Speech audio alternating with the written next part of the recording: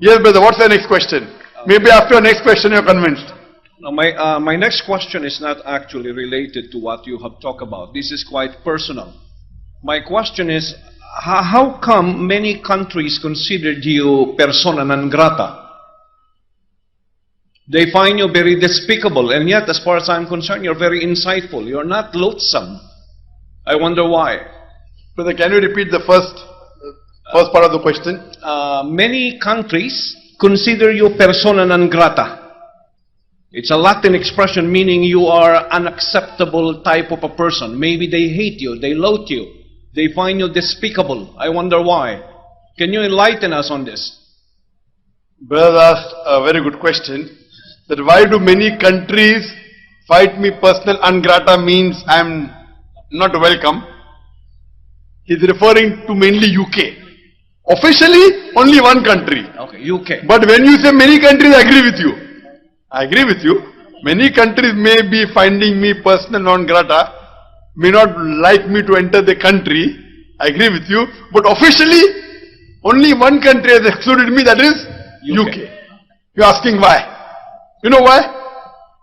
Because the UK government find me that I'm the person, mashallah, who is able to remove the misconceptions about Islam. The most popular Islamic satellite channel in UK is Peace TV. About 25%, 100 million people watch the channel throughout the world, and more than 25% of the viewers are non-Muslim. So if for non-Muslims misconceptions are cleared, many people will start accepting Islam.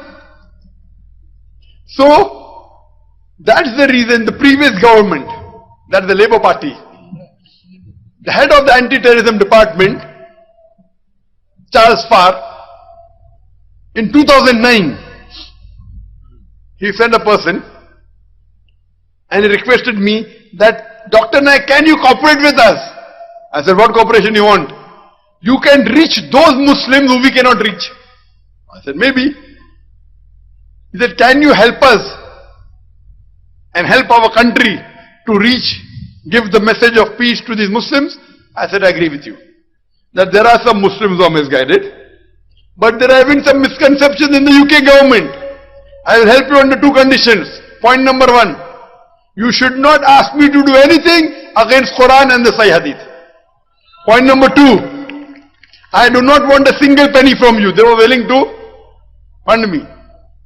I said, it's the religion of Islam. We have to help others. And alhamdulillah, we don't require a penny from you. If these two conditions are fulfilled, I am with you. Later on, the elections took place and the Conservatives came, the Tories. In less than 1 month's time, the Home Secretary, Theresa May, so they want to show to the country that they are strong against the Muslims. So the most popular Muslim person they could find was ذاكر Naik. And we were about to, 1 month after they came to power, the new government, we had the 3 prestigious venues, Wembley Arena, Sheffield Arena and NEC Birmingham. You know, all these top. And we had done publicity. And before I landed, 1 day before, she issued an exclusion order, which came to me from UK to the High Commission in Bombay, and said I had a valid visa for 5 years. Many times that I've been going since the past 20 years. I've gone more than 15 times, given lectures, big gatherings, largest gathering, more than 25,000 people, with paid tickets. I mean, the organizers gave tickets. So, a valid visa which was issued 1 year back, in the year 2009, when I was going to go in 2010, in June, exclusion order comes and she quotes 3-4 paragraphs, why she feels I am personal non grata, I am not conducive for the people of UK. One quotation she quoted from a lecture, I'll give you the quotation, ask you, is this quotation right or wrong? I said that what happened in 9/11, in 9/11, more than 3,000 innocent people were killed. that act is to be condemned. The Twin Tower destruction, Islam does not agree with that at all.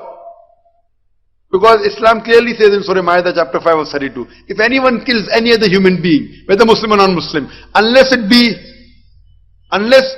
it murder or for spreading corruption in the land, it is as though he has killed all of humanity. So in this context I said that the act of 9/11, where more than 3,000 innocent people were killed, is to be condemned. More than 50% people were killed in the London tube bombing, it has to be condemned. In Bombay, more than 180 innocent people were killed, that has to be condemned. But the Muslims should not put a full stop here. We should also condemn the thousands of innocent people killed in Afghanistan, the thousands of innocent people killed in Iraq, the thousands of innocent people killed in Palestine. This did not go down the throat of the Home Secretary, Theresa May.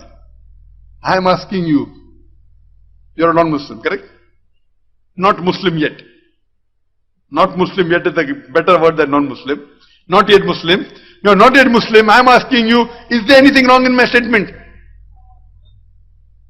But these Western countries which talk about freedom of speech, talk about human rights, according to me, the human rights violation maximum is in the Western countries. Maximum. Including USA. They talk about human rights. What's happening in Guantanamo Bay? What's happening? They want to send the army where they think they are going to get wealth. And that's what the American people are saying.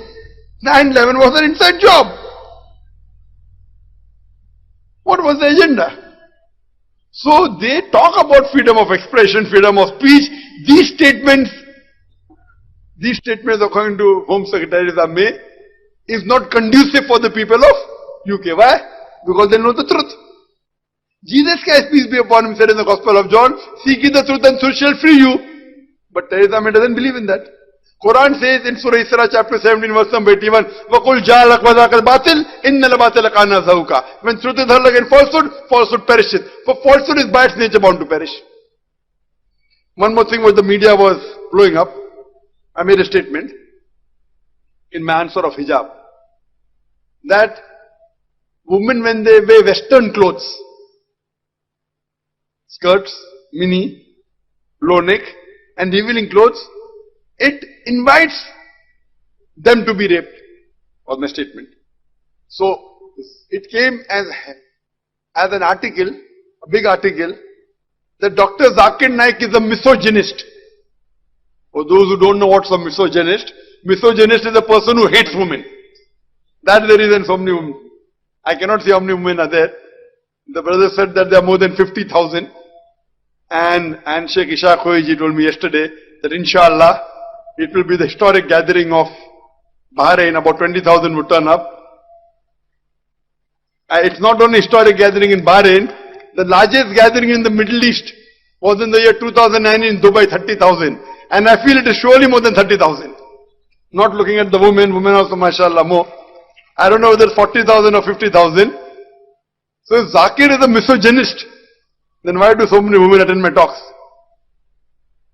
And that same newspaper, Times, 1 year back, in March 2009, they wrote an article that 1 in every 7 Britisher feels that the women should be hit because they were relieving clothes. 1 in every 7 Britisher feels and thinks that the woman should be hit for wearing revealing clothes. I never made that statement. But Britishers make no problem. And in the year 2005, the same newspaper did a survey and they said that 26% of the Britishers feel that women, because they were revealing clothes, they are raped. So if the 26% Britishers say they are misogynists, one Indian Muslim says he is a misogynist. This is freedom of speech. It doesn't go down their throat well. So the problem is that they don't want the truth to prevail. That's the reason, mashallah, I was the first Muslim speaker to file a case against the Home Secretary. Not that I knew I would win. I knew how truthful they are. It was mentioned in the exclusion order, I cannot file a case. So we could not go to lower court, we had to go to High Court. In the High Court, we knew more in their favor. We went to the Court of Appeal. Couple of months back, now we have gone to Supreme Court. I don't expect justice. We hired the best of lawyers. We hired Tony Blair's wife, Cherry Booth. You know Cherry Booth? That's the Matrix Chamber, one of the leading lawyers. We had the best of lawyers. Government kept 2, we kept 4. Top. We kept a Christian, a white man, a Sikh, a Hindu, and a Muslim. 4 top lawyers.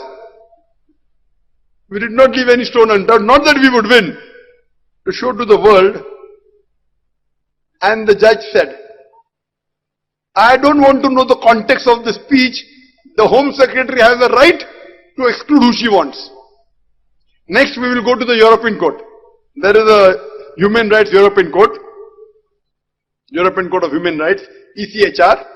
There I think the chances are more, because there they don't consider who has given the exclusion order. But right or wrong, we, same day, we get a call from the Canadian government. My 5 years visa cancelled, want to go again, apply again. Same thing in USA. They are afraid of this man. The beard. No weapon of mass destruction, no weapon. Only the weapon of Allah subhanahu wa ta'ala, that is the Quran.